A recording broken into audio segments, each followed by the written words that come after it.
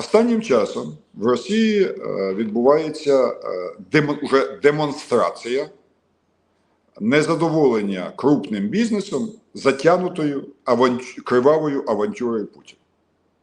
Вона проявляється, звичайно, не в протистоянні цих олігархів, неважливо державних чи класичних, з Путіним, звичайно, цього вони бояться собі дозволити. Це неможливо собі уявити, бо випадання з вікон і раптові паралічі, така давня російська традиція. В принципі, слава Богу, бо раніше, наприклад, цар Іван Грозний забавлявся тим, що нелюбимого боярина поливав кипятком, а потім знімав з нього, цитую австрійського посла, кожу акіс угря. Так що тепер більш ліберальні часи, але все рівно фашистські. І от група олігархів зараз протистоїть, їхньою мішенню став міністр оборони Білоусов. І іскри і блискавки, які летять між ними, показує невдоволення олігархату Росії затягнутою війною, яка фактично їх не просто гальманула, вона їх заганяє під плінтус, тим більше, що цей плінтус накривається все сильніше гранітним пресом китайської дружби. Китай захоплює ринок, Китай використовує Росію як свій сировинний придаток, Китай фактично контролює і фінансову, і промислову сектори російської економіки, і, звичайно, це не може не турбувати цих жирних кротів. Відповідно, вони атакують Білоусова, Білоусов відгризається, вся ця сумбур відбувається в них, і в певний момент, звичайно, вони зустрічаються. І так бувало під час будь-яких воєн. І починають думати, як би домовитися, якщо не з своїм царем, щоб він припинив авантюру. Вони розуміють, що це неможливо на цьому етапі. Вони на нього не мають такого впливу. Тоді вони пробують домовитися із супротивником. Супротивником вони вважають колективний захід, і тому делегації з різних джерел російського політикуму у Вашингтон останнім часом значно зріс. Всі говорять там про сепаратні, так звані, але дозволені Путіним переговори Кириєнка. Всі говорять про те, що туди виходить Патрушев, всі звернули увагу на інші прізвища. Але це все санкціоновані Путіном, мені здається, поїздки, які просто йдуть в одному руслі КГБшних активних мероприятий.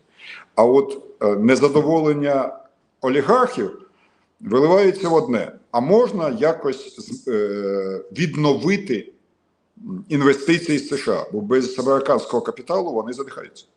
Китай не інвестує нічого в Росію. Нічого. Я маю на увазі фінансові інвестиції. Вони тільки продають свій товар. Взагалі, оборот Китаю з Росією 4% від китайського експорту. Тому для них це просто країна, яку вони споживають. А багаті люди, супербагаті люди Росії пробують домовитися, щоб принаймні, якщо не дати інвестиції з Америки, їм відмовляють. І це треба занести в актив в американської адміністрації. Як би ми її там не висловлювали негатив по іншим питанням, тут вони жорстко тримають санкції. Жорстко. І друга історія, вони, мені здається, відправили посланця в Київ, щоб домовитися про ненапад на улюблені, головні підприємства їхніх корпорацій. Зондується можливість створення списку недоторканних об'єктів. Якщо когось це шокує, то, наприклад... Юрій, переб'ю тебе, але це нормально, коли не б'ють по ГЕС, ТЕЦ, АЕС. Так, я про це і кажу. Якщо когось це шокує, то, наприклад, такого типажа, як Арахамію, це не шокує. Якщо ми домовлялися не бити по кораблям, що везуть зерно, або по енергетиці певний час, так, це нормально. То чому не домовитися про те, що не будуть бити по Львівському сигаретному заводу? А це не нормально.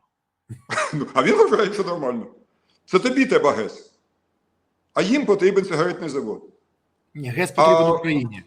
Да, а в Росії сидить точно такий же сигаретний олігарх Кисаєв, який є обгорткою клану Патрушевих. І який колись, я ще будучи, ким я тоді був?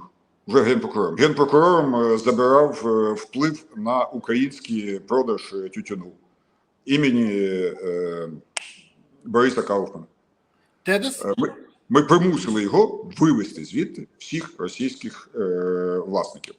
Але вибачте, будь ласка, а російський бізнес взагалі кудись зник? Юрій Луценко кудись зник, але зараз він з'явиться, я сподіваюся, і я його поверну сюди, але поки хочу звернутися до вас. Друзі, будь ласка, поставте вподобайку, прокоментуйте, поширте відео, підпишіться, напишіть, звідки ви дивитесь. Юрій Віталійович з'явився знову. Підпишіться, напишіть, звідки ви дивитесь, куди вас закинула доля, де ви чекаєте або наближаєте перемогу. Напишіть про це, і я буду вам дуже вдячний. Місто, селище, країну, регіон, район, як завжди. І не забудьте підписатися. Щось. Так. І не забудьте підписатися, будь ласка, це важливо. Окрема подяка всім тим, хто з самого початку це зробив. Я розумію, що хочеться там просто відволіктись, але каналу потрібна ваша підтримка. Ми існуємо тільки завдяки тому, що ви допомагаєте каналу. Тож, будьте активними, не будьте пасивними. Пасивних вистачає в Офісі Президента, а активні будуть відбудовувати країну. Юрій Луценко повернувся. Скажи, будь ласка, а російський бізнес взагалі сьогодні хіба ж не під санкціями в Україні? Хіба ж він весь не зачищений після початку повномасштабного вторгнення? Давайте таки закінчимо ту тему. Тобто я розглядаю таємний візит Абрамовича як спробу домовитися російського олігархату з українськими новими олігархами про захист їхніх інтересів на території воюючих країн. За спинами воюючої армії, за спинами страждаючих, переживаючих трагедію громадян. Стосовно того, що вони під санкціями, ми таки що говорили про те, що і Абрамович під санкціями, що комусь це завадило з ним зустрічатися і домовлятися. Але, давай нагадаємо, існує російський олігарх, один із таких дуже помітних, Фрідман. Він по сьогоднішній день володіє частиною Київстару. І це не тільки понад 40 мільярдів річного доходу, це ще й фактично монопольний контроль над телекомунікаціями в Україні. Він також до сих пір є власником Моршинської. Акції арештовані, але знаходяться в армії, але ніякого власника не призначено. Моршинська – це ще 10 мільярдів річного доходу. І кого це заважає? Існує Мордашов, який в Україні мав, звичайно, невеличкий бізнес в порівнянні з його російським, але це металоторгівля, це величезні туристичні фірми. На них накладені санкції, але їх нікому не продали. Насторожі цих всіх акцій, щоб з армії вони не були продані на аукціоні, стоять от саме ті, хто домовлялися під час цього таємного візиту. Вони в армії, про людське око все ніби зроблено, але якщо інші активи розпродаються, якщо логічно, якщо вони конфісковані, то ці ні. І от зверни увагу на двійні стандарти. Тобто ми вимагаємо, щоб Європа, і правильно робимо, щоб Європа не мала ніяких зв'язків з росіянами, щоб їхні заморожені активи були передані Україні. В той же час в Україні ці активи до сих пір в стадії заморозки і не продані з молотка.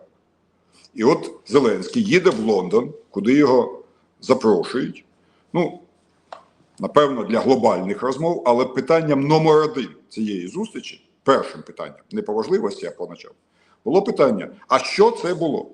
От рівно те питання, що ти задав мені, я впевнений, було задано людьми, які щойно, от буквально на днях, дали Україні 90 мільярдів євро. Не позичили, не дали в кредит, просто віддали 90 мільярдів євро.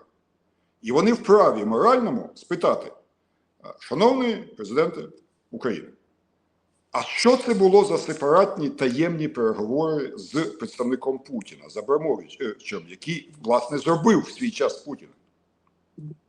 Скажіть, будь ласка, напевно, вони не дивилися цей серіал, пам'ятаєш, «17 мгновень весни»? Тільки наше покоління вже його пам'ятає.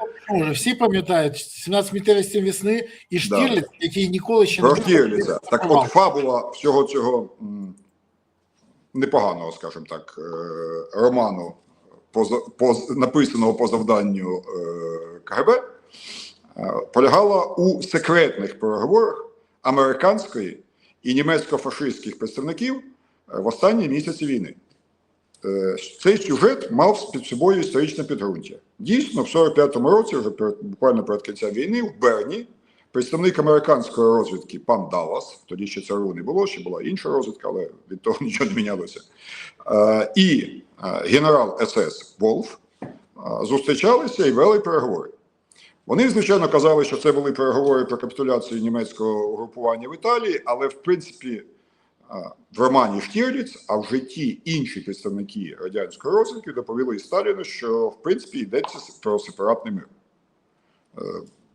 Тому щось це мені нагадує, що зараз західні союзники, це Штірліц навпаки, я би сказав, операція анті-Штірліц. Та називалася операція тоді, ця американсько-німецька Sunrise. Тепер це навпаки, напевно, Sunfall. І вони питають, так, а про що тепер ви домовляєтесь за спиною західних союзників? Зеленський, очевидно, не мав нормальної відповіді, і тому, як завжди, пішов працювати капітаном КВН. Абсолютно в своєму стилі, абсолютно підготовлене питання BBC. І він сказав, насправді я хочу забрати у Абрамовича його гроші. І Британія, мені здається, повинна негайно віддати нам кошти за його футбольний клуб на українське ПВО. Ну, для Міндіча. Штілермана, перепрошую. Firepoint. Пару мільярдів. Ще. Звичайно, це виглядає дуже дивно на фоні того, що акції того ж Фрідмана, того ж Потаніна, Мордашова, до сих пір в Україні не продані з молотка і гроші не пішли на українську армію. Ну, більше того, якщо з української армії в останньому бюджеті, і там же також це знають, $1 мільярд забрали на єбачки, кешбеки і всі інші популістичні програми ЗЕ, тоді взагалі про які додаткове фінансування ти говориш? Але за цими всіма КВНівськими репризами так і зависло питання. Так, а чому нас не повідомило про ці переговори? І тому в результатах цієї зустрічі, там є декілька серйозних пунктів, але один із них – союзники європейські і Україна домовилися детально і негайно повідомляти про будь-які контакти з Кремлем. Цитую недослівно, але близько до тексту дипломатичного депеші. Тим не менше, якщо повертатися назад, то ми бачимо, що в Росії відбувається напруження між олігархатом і Путіним. Я не кажу, що це революція, я кажу про напруження.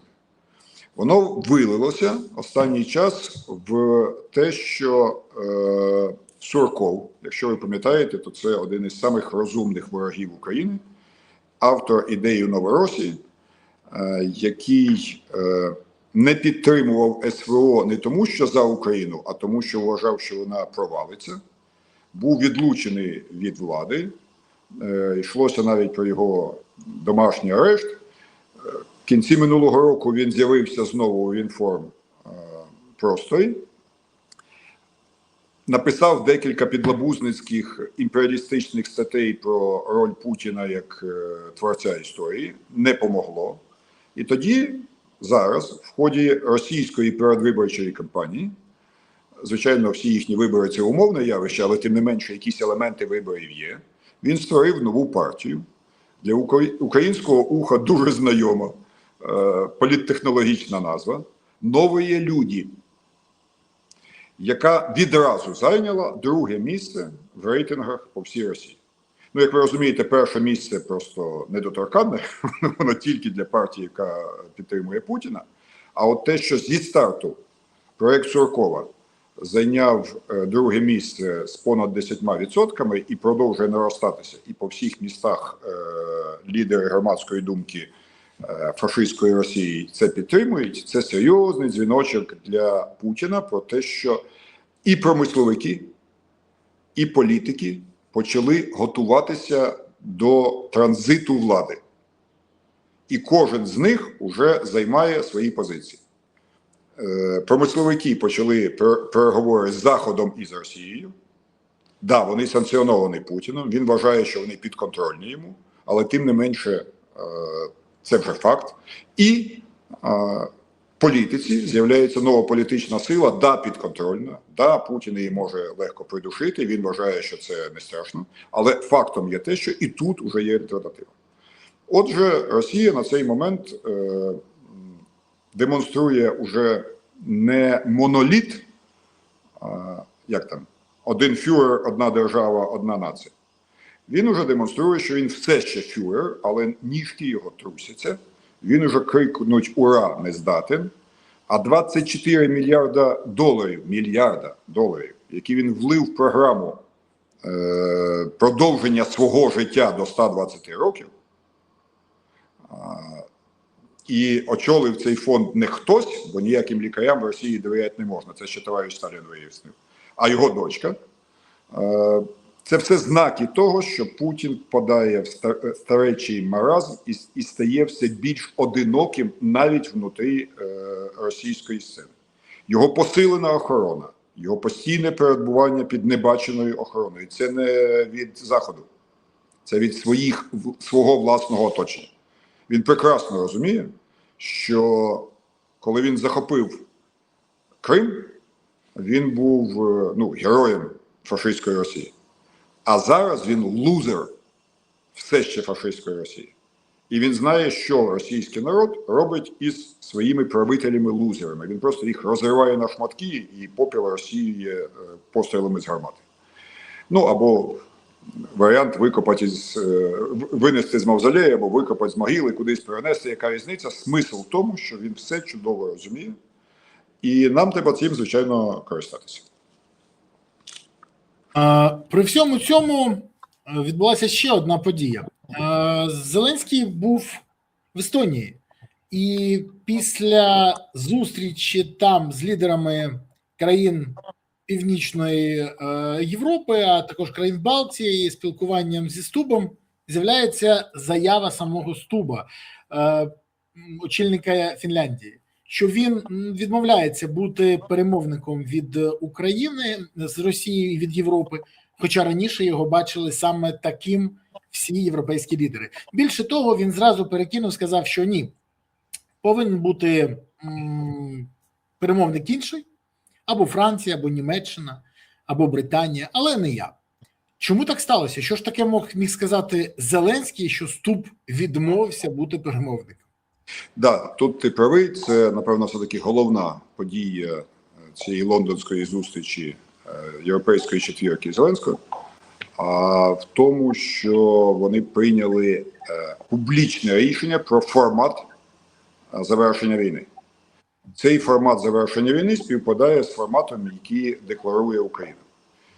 По лінії бойового зіткнення, припинення вогню, з подальшими гарантіями, і далі європейці пішли набагато далі. Вони сказали про введення миротворчого контингенту і про компенсацію України за руйнування в тому чи іншому вигляді.